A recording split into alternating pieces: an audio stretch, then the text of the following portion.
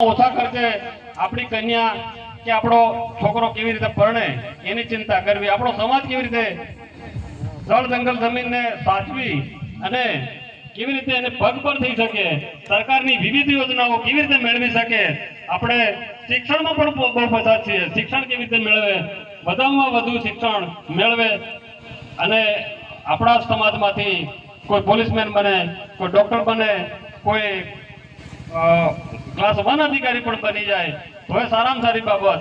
એટલે આ તબક્કે હમણાં હું ફરી નેક્સ્ટ ટાઈમ કદાચ કહેવાનું આવે તો કહીશ, પણ દરેકનું હાર્દિક સ્વાગત કરું છું. મીડિયા મિત્રોને પણ હાર્દિક સ્વાગત કરું છું. જય જોહાર, જય આદિવાસી. હું એક બે સૂત્ર બોલાવીશ. जय जोहर का नारा है, जय जोहर का नारा जो आपने बोला ना, भारत देश हमारा है. जय जोहर का नारा है, जय जोहर का नारा है. एक तीर एक कमान, आदिवासी एक समान. जोहार जिंदाबाद.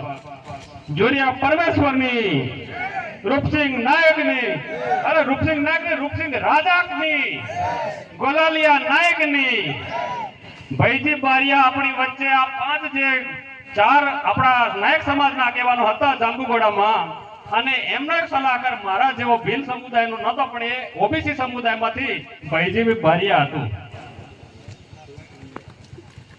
બરાબર કે એક હતો સલાહકાર કે એની પણ જે આપણે બોલી, ભલે ઓબીસી સમાજમાંથી હતા પણ આપણા સમાજને એ માહિતગાર કરતા હતા. અંગ્રેજો સામે આપણો નાયક સમાજ 1838 થી 1868 સુધી જાંબુગોડામાં જ્યારે અંગ્રેજો સામે અંગ્રેજોને હંફાવ્યા ત્યારે એ જ આ સમાજ બેઠો છે.